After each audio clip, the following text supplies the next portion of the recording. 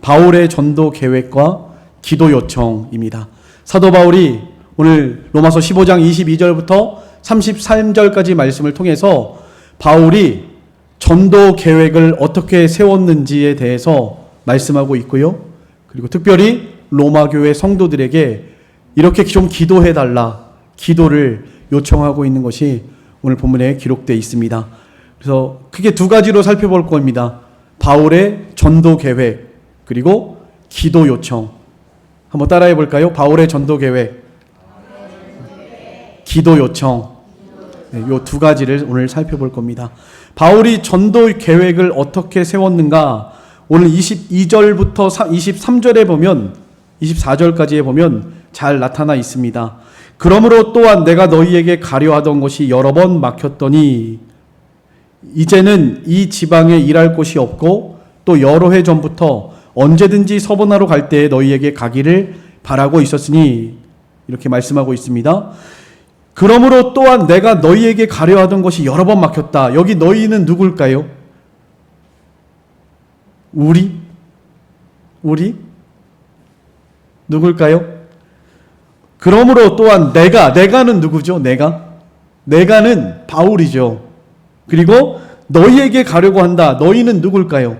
이 편지를 지금 누구한테 쓰고 있죠?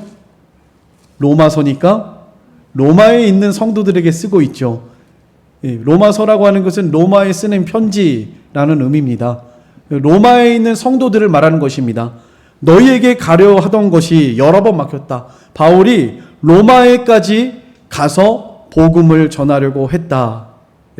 로마는 우리가 잘 아시는 대로 그 지중해 연안에 있는 이탈리아 그 구두 모양처럼 생긴 그 이탈리아 로마를 말하는 것입니다. 거기까지 가서 복음을 전하기를 원한 거예요. 바울이 지금 예루살렘에서부터 시작을 해서 이렇게 빌립보, 마게도냐 먼저 들어갔죠. 빌립보, 또 데살로니가, 베레아, 고린도, 이렇게 점점 이 고린도는 그리스, 현재 그리스입니다. 지도상으로 그리스 나라입니다. 더 이렇게 연안을 따라서 계속해서 가다 보면 이제 로마가 그 지중해 중간 지역에 그렇게 자리 잡고 있습니다. 이 로마에까지 가서 복음을 전하기를 원했던 것이 바울의 계획이에요. 또 오늘 여기 보니까 서버나라고 하는 지역이 나오는데, 서버나라고 하는 지역은 그 로마뿐만 아니라 그 지중해 연안을 따라서 제일 끝에, 그 유럽의 제일 끝에 있는 나라가 어느 나라죠? 스페인, 맞아요. 스페인, 포르투갈입니다. 거기를 서버나 지역이다, 이렇게 말을 했는데, 그러니까 바울이 전도하려고 전도 여행을 계획한 것이 예루살렘에서부터 로마에까지, 로마에서 저 땅끝 서버나 지역까지 이렇게 전도하려고 계획을 세웠습니다. 자기가 스스로 이 계획을 세운 것인가? 그렇지 않아요. 하나님께서 바울에게 로마에까지 가서 복음을 전해야 한다라고 말씀하셨습니다. 사도행전 23장 11절 한번 찾아보겠습니다. 사도행전 23장 11절입니다. 같이 한번 읽어보겠습니다. 여기 앞에 다 같이 읽겠습니다. 시작. 그날 밤에 주께서 바울 곁에 서서 이르시되 담대하라. 내가 예루살렘에서 나의 일을 증거한 것 같이 로마에서도 증언하여야 하리라. 예수님께서 예루살렘에서 고통당하고 있는, 이제 이따가 말씀드리겠지만 바울이 복음을 전할 때 고난을 많이 받았습니다. 그 당시에 예수 그리스도의 복음을 전하면 예수님을 십자가에 못 박아 죽인 것처럼 사도들, 예수님의 제자들 사도들이 다 순교당한 것처럼 바울도 지금 이 예수 그리스도의 복음을 전하면 죽음을 각오해야 하는 그런 상황이에요. 그래서 여러 번 죽을 뻔했다라고 바울이 자기 전도 여행 동안의 일들을 기록한 것이 고린도후서 11장이에요. 거기 보면 여러 번 자지 못하고 먹지 못하고 굶고 춥고 헐벗었다. 여러 번 매맞고 옥에 갇히고 돌에 맞아 죽을 뻔했고 5번 태장으로 맞았고 이렇게 엄청난 이 복음 전하다가 고난을 당했다라는 것을 말하고 있습니다. 사도행전 23장 11절에도 유대인들로 인한 이 고난과 죽음의 위협 가운데 있을 때 바울이 두려웠습니다. 그러니까 예수님께서 그날 나타나신 거예요. 두려워하지 말아라. 담대해라. 내가 너와 함께 있다. 너가 예루살렘에서 이 복음을 증언한 것처럼 죽지 않아. 너 여기서 죽지 않아. 로마에까지 가서 복음 전해야 돼. 그러니까 담대해라. 바울이 예수님께서 나타나셔서 그렇게 말씀하셨을 때 더 이상 그 예루살렘의 그 살기가 등등한 유대인들의 두려움이 두려웠을까요? 안 두려웠을까요? 두렵지 않아요. 그 전에는 두렵고 무서운 마음이 있었지만 예수님이 나타나셔서 담대해라. 내가 너와 함께한다. 너 여기서 안 죽어. 너 예루살렘에서 복음을 전한 것처럼 저기 로마에까지 가서 복음을 전해야 해. 라고 예수님께서 바울에게 말씀하셨을 때 이 바울은 더 이상 두려운 마음이 그의 마음에 있지 않고 하나님이 주시는 담대함과 평강이 그의 심령 가운데 있었습니다. 로마에까지 가서 복음을 전해야 하는 것, 자기가 마음과 자기 생각대로 계획한 것이 아니라 하나님께서 분명하게 로마에까지 가서 복음을 전해야 한다. 주께서 말씀하셨고, 그래서 바울은 로마에까지 가서 복음을 전하고자 하는 마음을 갖고 있었습니다. 그렇기 때문에 여러 번 가고자 했던 거예요. 여러 번 가고자 했지만 그러나 여러 번 또 그 길이 막혔다고 그랬습니다. 여러분 한번 생각해 보시죠. 하나님의 뜻이고 로마에까지 가서 복음을 전하는 것이 분명히 하나님께서 바울에게 원하시는 건데 바울이 그래서 하나님의 뜻을 따라서 가려고 계속 여러 번 노력을 했는데 못 갔다고 그랬어요. 길이 막혔다고 그랬습니다. 왜 그럴까요?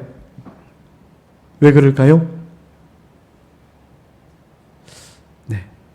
바울이 아직까지 때가 되지 않았기 때문에 그렇습니다.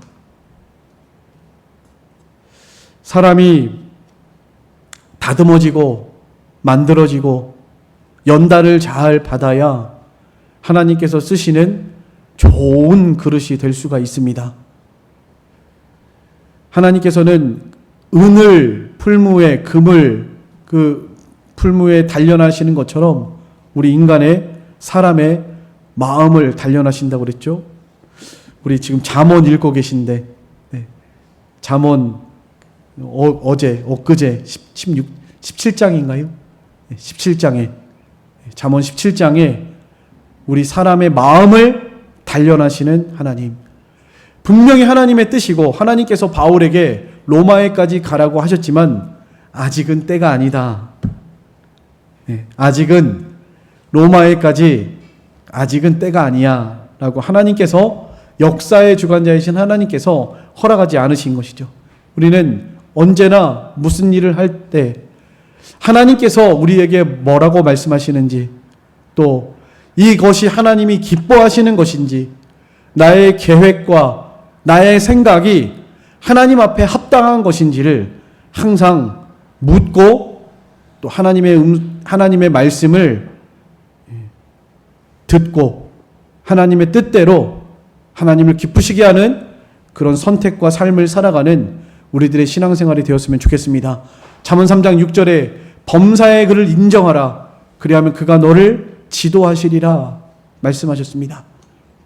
사람이 내 생각과 내 계획과 내 감정대로 내 뜻대로 내가 하고 싶은 대로 그렇게 살아가면 하나님께서 이 지도해 주지 않으세요.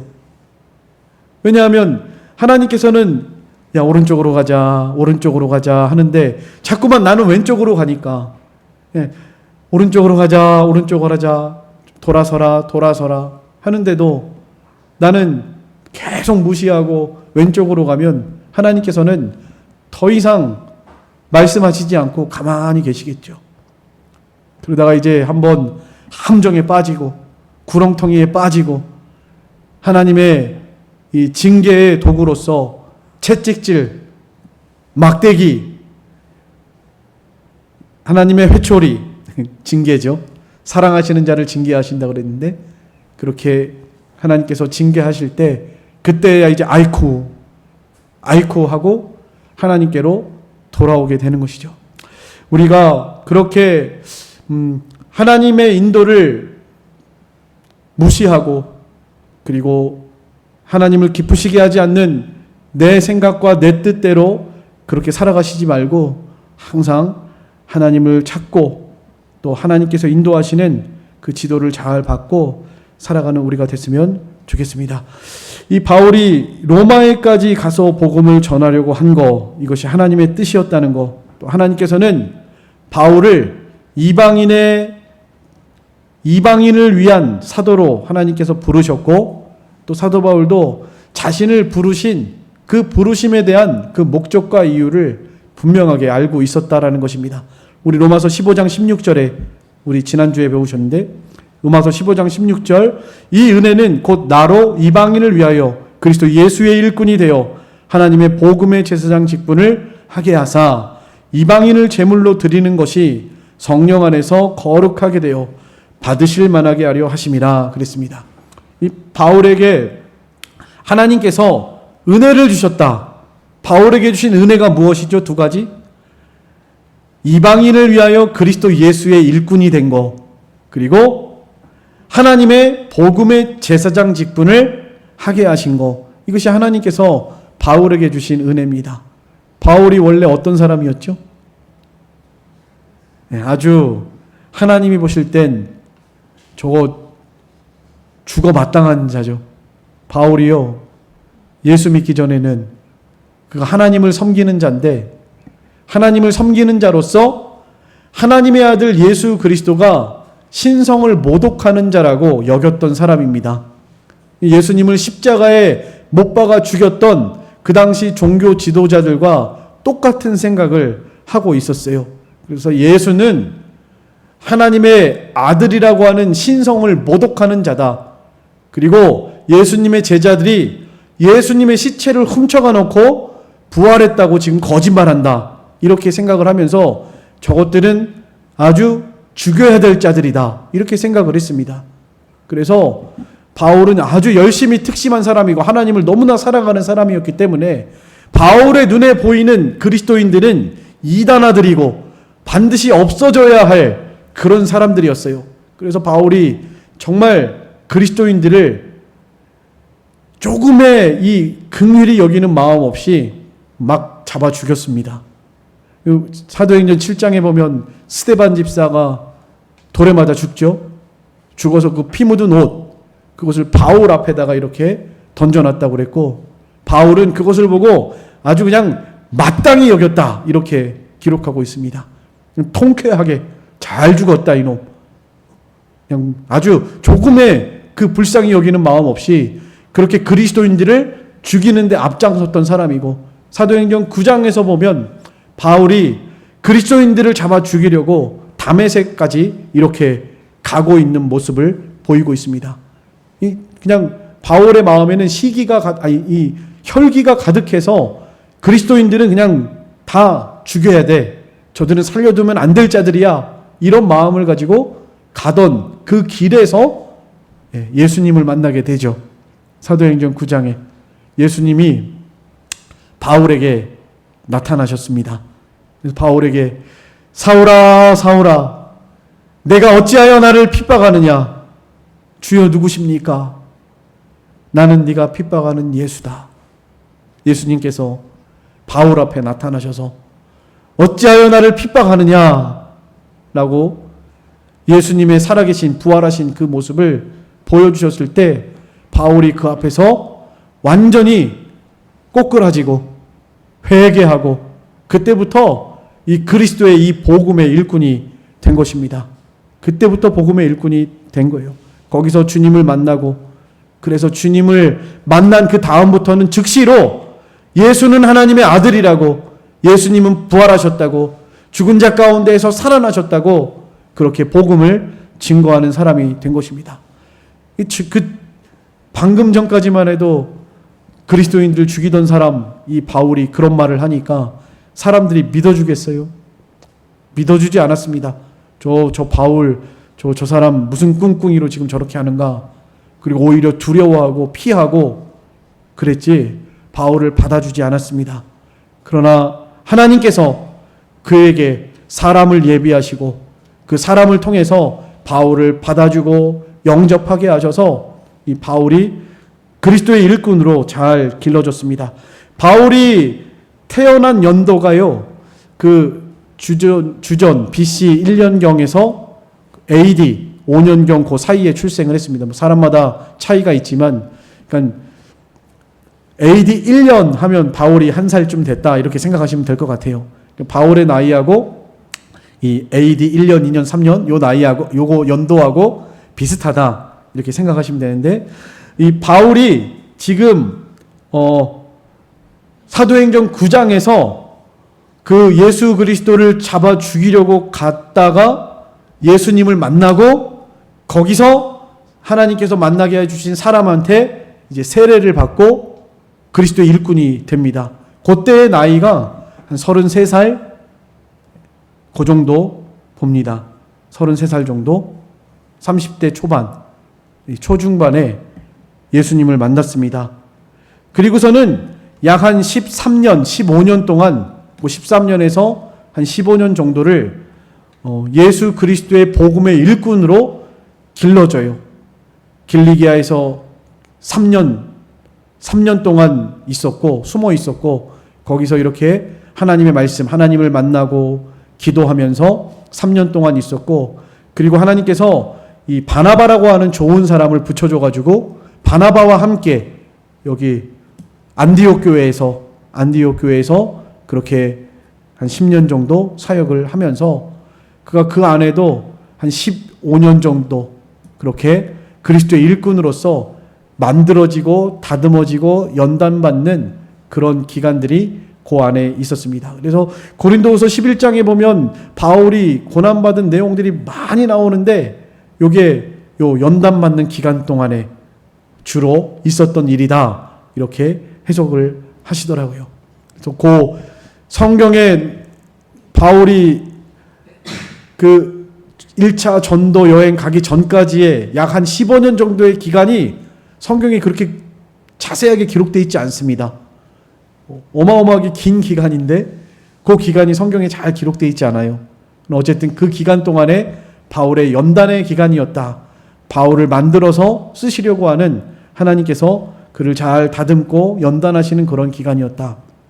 우리 사람이 인생을 살아가면서 이런 광야길, 연단의 과정, 훈련의 과정 반드시 우리에게 있고요. 그 연단의 과정, 그 광야의 길, 훈련의 과정을 잘 통과해야만 조금 쓸만한 사람으로 만들어지는 것 같습니다. 그리스도 예수의 일꾼뿐만 아니라요, 세상에서도 그런 것 같아요. 어떤 사람이든지 자기 분야에서 성공하려면 부단히 노력하고 무단히 훈련하고 그렇게 힘을 써야만 된다. 만시간의 법칙이라고 들어보셨죠? 한 분야에서 만시간은 투자해야 그 분야에서 조금 실력자가 될 수 있다라는 그런 만시간의 법칙이 있습니다. 만시간 하면 10년 이렇게 이상 되는 것 같아요. 그러니까 한 분야에서 10년 이상 부지런히 훈련하고 연단해야 그 분야에서 겨우 이렇게 조금 일할 수 있을 만한 사람이 된다는 거예요. 그러니까 다른 사람들보다도 더 이렇게 그 분야에서 전문가가 되고 그 분야에서 정말 성공하려면 그만큼 연단의 과정, 훈련의 과정, 참고 인내하고 견디는 과정, 이런 과정들이 누구에게나 필요하다 생각이 됩니다. 그리스도의 일꾼도 마찬가지죠.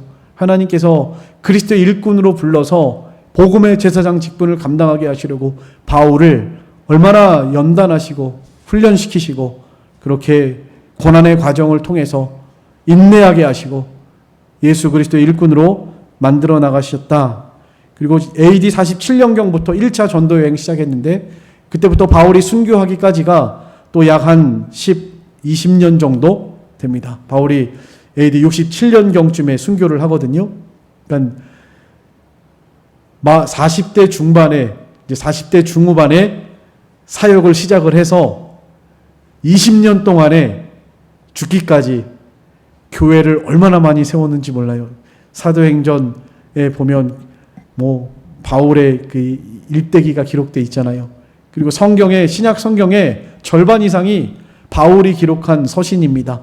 교회들에게 보내는 편지, 또 제자에게 보내는 편지, 그 편지의 내용들이 신약 성경에 다 그렇게 기록이 된 것입니다. 이 바울이 정말 이렇게 약 한 20년 정도, 한 15년 정도 연단 받고 예수 믿은 다음에 20년 정도를 그렇게 하나님 앞에 정말 귀하고 값지게 그렇게 쓰임 받아 하나님께 영광을 돌리게 됐습니다.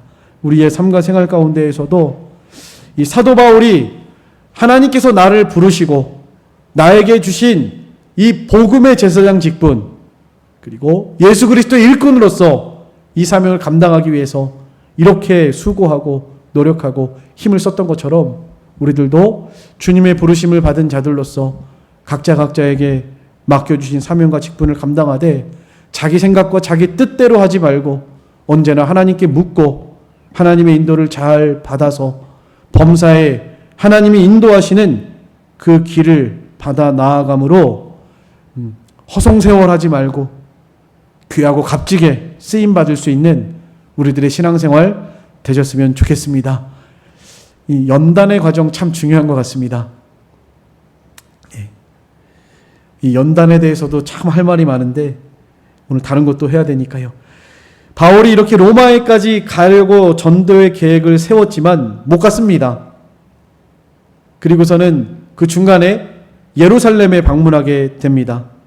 예루살렘에 방문하게 된 그 이유 내용에 대해서는 25절부터 27절까지 기록되어 있습니다. 한번 읽어보겠습니다. 25절부터 27절까지 시작. 그러나 이제는 내가 성도를 섬기는 일로 예루살렘에 가노니 이는 마게도냐와 아가야 사람들이 예루살렘 성도 중 가난한 자들을 위하여 기쁘게 얼마를 연보하였음이라. 저희가 기뻐서 하였거니와 또한 저희는 그들에게 빚진 자니 만일 이방인들이 그들의 영적인 것을 나눠 가졌으면 육적인 것으로 그들을 섬기는 것이 마땅하니라. 네. 사도 바울이 복음을 전해서 세운 마게도냐의 교회, 특별히 마게도냐의 교회 하면 생각나는 교회가 어디죠? 빌립보 교회. 극심한 가난 중에서도 성도를 돕기 위해서 바울을 위해서 선교 연보를 힘에 지나도록 그렇게 넘치도록 드렸던 교회가 바로 이 마게도냐 교회, 빌립보 교회입니다. 이 마게도냐와 아가야 지방의 소문난 교회, 빌립보 교회뿐만 아니라 데살로니가 교회, 성경에 이런 훌륭한 교회들이 많이 나와 있습니다. 이들이 바울에게 예루살렘에 있는 성도들이 지금 환난과 핍박을 당하고 가난한 가운데 어려움 가운데 있으니까 좀 도와주라고, 자신들도 힘들고 어렵지만 자기의 것을 나눠서 바울에게 좀 가난한 자들, 어려운 자들 도와주라고 연보해서 보내고 있는 장면이 오늘 여기 본문에 기록되어 있습니다. 옛날 어른들 말 중에 콩 한 쪽도 나눠 먹는다 하는 말 있죠. 요즘 아이들은 그런 말 잘 모를 것 같은데, 옛날 어른들은 아무리 가난하고 힘들어도 그렇게 사랑하는 가족들하고 또 이웃하고 우리 콩 한 쪽도 나눠 먹는다, 이런 정신을 가지고 살았던 것 같습니다.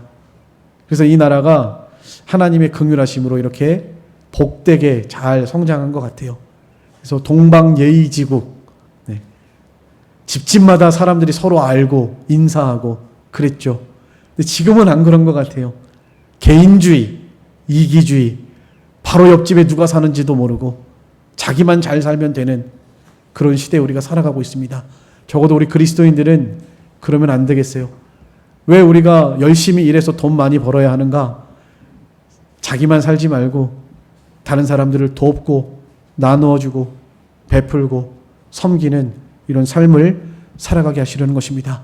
우리 청주남북교회가 지금은 여러 교회에서 도움을 받고 있는 교회입니다. 언제까지 도움을 받겠어요? 우리가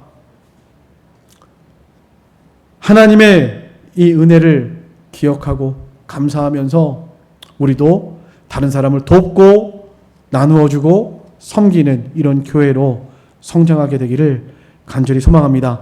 이것은 당연한 일이다라고 말하고 있죠. 27절에 27절만 다시 한번 읽어보실까요? 27절 시작. 저희가 기뻐서 하였거니와 또한 저희는 그들에게 빚진 자니 만일 이방인들이 그들의 영적인 것을 나눠 가졌으면 육적인 것으로 그들을 섬기는 것이 마땅하니라. 빚진 자다. 무엇에 빚진 자죠?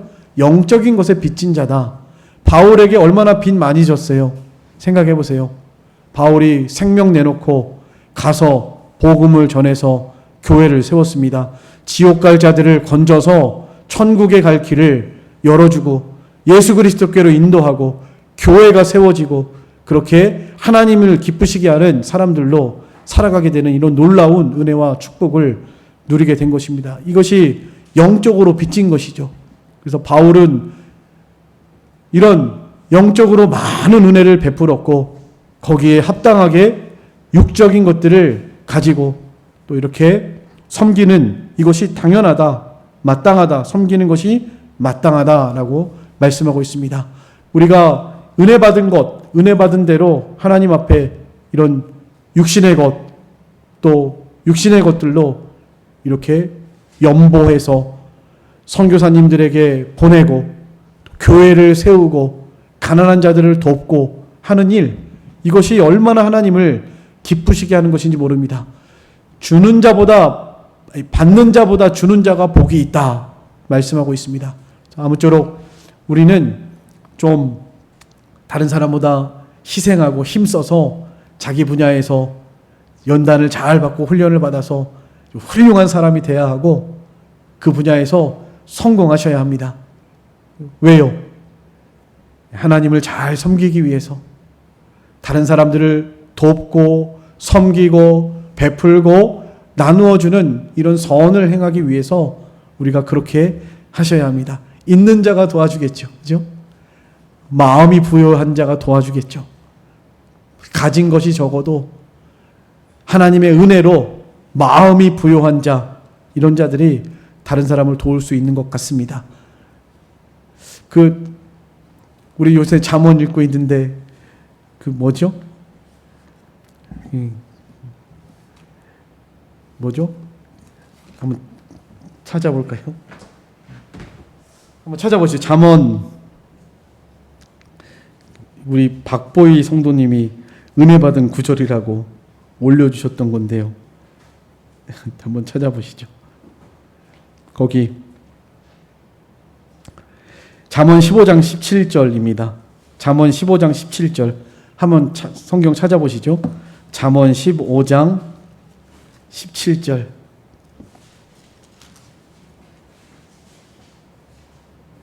같이 읽겠습니다. 시작. 잠언 15장 16절 17절 두 절 같이 읽죠. 16절 17절 다 찾으셨나요? 잠언 15장 16절 17절입니다. 다 같이 읽겠습니다. 시작. 가산이 적어도 여호와를 경외하는 것이 크게 부하고 번뇌하는 것보다 나으니라. 채소를 먹으며 서로 사랑하는 것이 살찐 소를 먹으며 서로 미워하는 것보다 나으니라. 이 마음이 부요한 자가 되는 게 참 좋은 일인 것 같습니다. 하나님을 경외하고 믿음 안에서 서로 사랑하면서 이런 마음에 부요한 삶을 살아갈 수 있는 우리들의 신앙이 됐으면 좋겠습니다. 가난해도 가난 때문에 슬픈 거 아니고요. 가난해도 행복하게 살 수 있습니다. 여러분, 멀리서 찾지 마시고 우리 가정을 보고 본받으셨으면 좋겠습니다. 이 목사 가정, 청주남북교회 이완수 목사 가정, 저렇게 가난하고 힘들어도 행복하고 복되게 자녀들을 훌륭하게 잘 키우고 있구나. 하나님의 은혜다. 여러분, 이것을 좀 깨달으셨으면 좋겠습니다. 자랑이 아니고요. 진짜로 하나님 안에서 행복하고 복된 우리 가정입니다.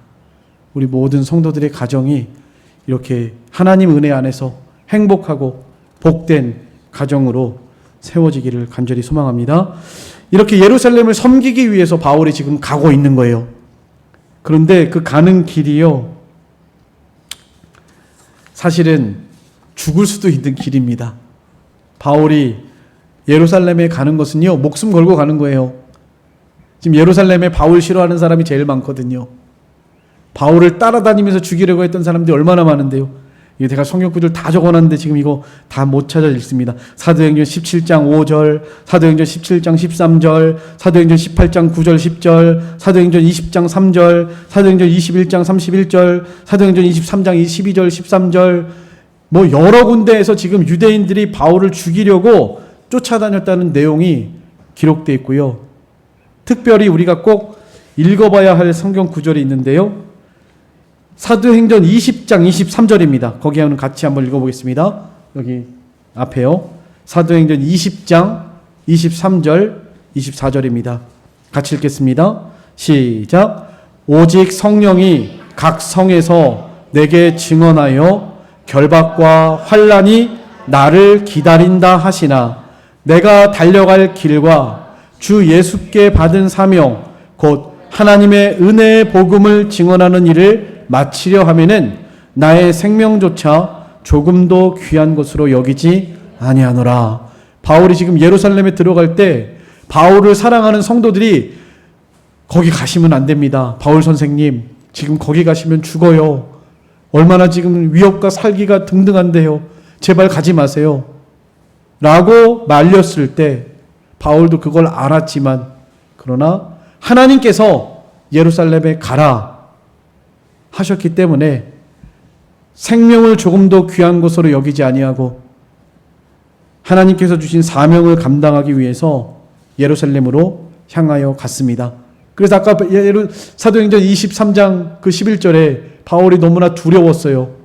너무나 살기가 등등하고 40명의 결사대가 바울이 죽기 전에는 먹지도 않겠다, 자지도 않겠다, 이런 사람들이 바울을 정말 틈만 보이면 죽이려고 그렇게 했습니다.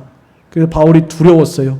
그때 하나님께서 그 바울의 곁에 서서 말씀하신 거예요. 두려워하지 말아라. 담대해라.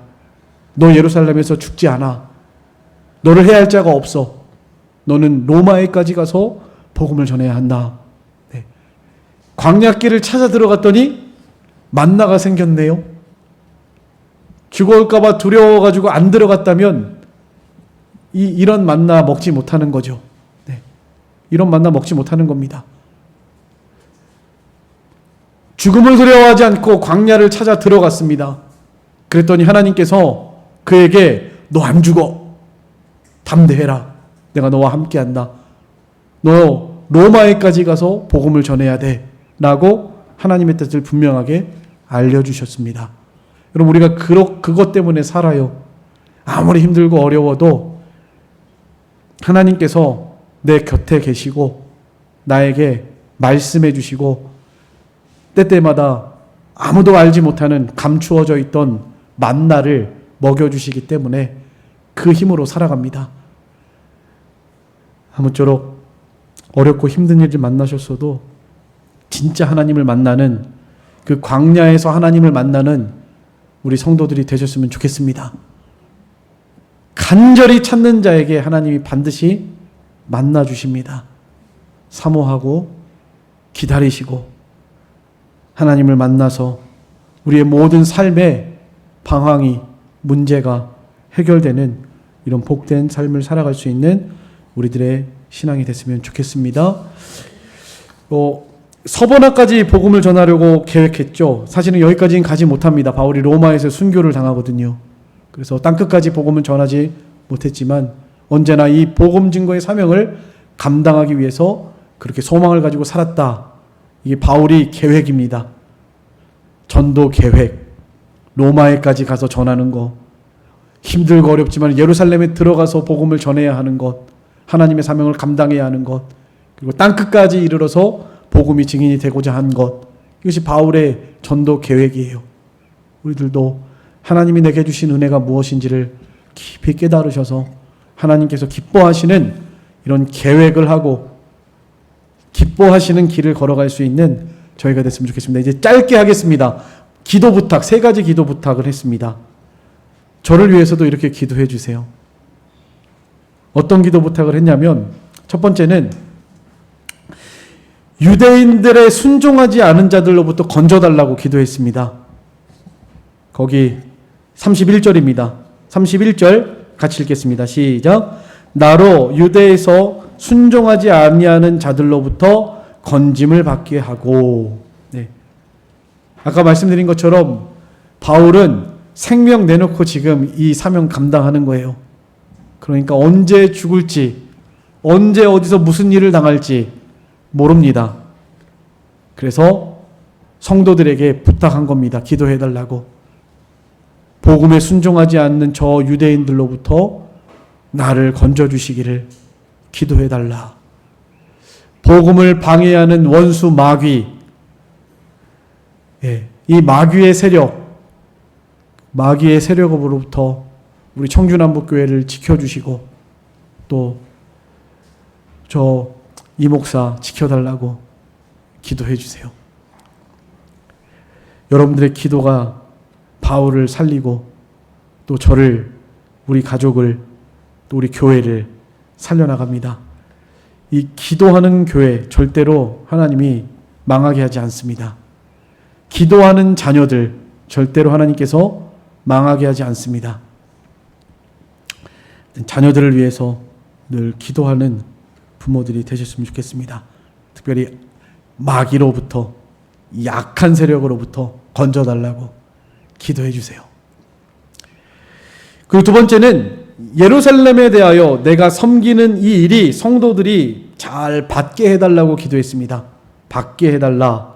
거기 31절, 또 예루살렘에 대하여 내가 섬기는 일을 성도들이 받을 만하게 하고. 나는 사랑을 베풀고 복음을 전하고 선을 행하는데 안 받아들이면 어떻게 해요?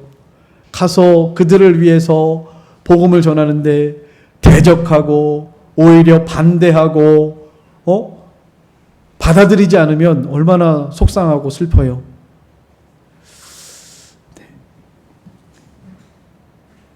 가족들에게 복음을 전하는데 그 가족이 복음을 받아들이지 않으면 얼마나 속상하고 눈물이 납니까? 그래서 부모들은 자녀를 위해서 눈물로 기도합니다. 저 불쌍한 아이 예수 믿고 천국 가게 해달라고 기도합니다. 여러분들도 기도 많이 하시고, 우리 권사님 저번에 기도 편지 써달라고 하니까 다 기도 제목이 자녀들 신앙생활 잘하게 해달라, 예수 믿고 구원받게 해달라, 우리 손자들 다 신앙생활 잘하게 하고 하나님 경외하고 예수 믿고 구원받게 해달라고 그렇게 다 써셨어요. 그 편지 지금도 제가 가지고 있고 생각날 때마다 편지 보면서 권사님 아들들, 딸들, 손자들 위해서 기도합니다. 다 예수 믿고 구원받게 해달라고 기도해요. 복음을 받아들이지 않으면 그 참 얼마나 힘들어요. 방해하는 것도 힘들지만 사랑하는 사람이 복음을 안 받아들이면 그게 얼마나 참 속상하고 힘들어요. 그러니까 마음을 열어서 예루살렘에 있는 성도들이 복음을 받아들일 수 있게 되기를 기도해달라, 이렇게 기도 부탁을 했습니다. 우리 청주 지역에도 복음을 잘 받아들이고 마음을 열어서 주께로 나오는, 그래서 우리 청주남북교회 하나님께서 지금도 아이들 많이 보내주고 계시고요.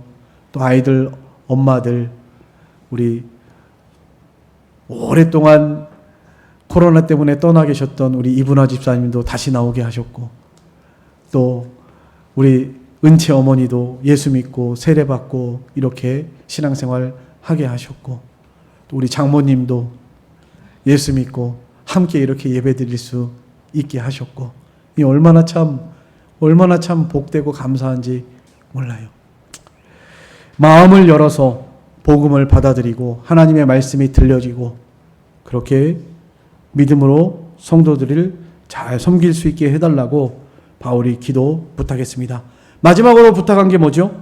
하나님의 뜻을 따라 기쁨으로 너희에게 나아가 너희와 함께 편히 쉬기를 구한다. 이 바울이 진짜 힘들었나 봐요. 이 바울의 마음을 좀 헤아려 봤습니다. 32절인데 나로 하나님의 뜻을 따라 기쁨으로 너희에게 나아가 너희와 함께 편히 쉬게 하라. 편히 쉬었으면 좋겠다는 거죠. 싸우지 말고 다투지 말고 서로 사랑하고 기쁨과 평강이 있는 이런 교회가 됐으면 좋겠다. 그런 의미에서 우리 청주남목교회는 참 복된 교회입니다. 여러분들이 얼마나 저를 사랑해 주시고 또 저를 위해서 기도해 주시고 얼마나 말씀을 쏙쏙 받으시는지 모르겠어요. 너무나 힘이 나고 기쁨이 됩니다. 이런 것이 목회자에게는 쉼인 것 같아요. 그저 속상하게 하고 말 안 듣고 그저 교회 나오라고 그래도 잘 안 나오고 자꾸만 곁길로 가고 망할 길로 나아가면 그 얼마나 참 답답하고 속상한지 모릅니다. 아무튼 바울이 너희와 함께 편히 쉬게 하라. 평강의 하나님께서 너희 모든 사람과 함께 계실지어다. 아멘. 네, 기도하고 있습니다. 아무쪼록 우리 청주남목교회는 모든 성도들의 심령에 또 가정에 하나님의 평강이 있기를 간절히 소망합니다. 행복은 세상이 주는 것이 아닙니다. 우리는 세상이 주는 것과 같지 않은 하나님이 주시는 참된 행복과 평강을 받아 누리며 살아가는 이런 복된 성도들이 되셨으면 좋겠습니다.